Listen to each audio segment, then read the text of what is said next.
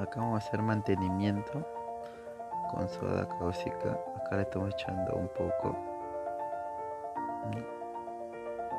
Siempre es bueno. Siempre hacer un mantenimiento acá al agua caliente, siempre con agua caliente.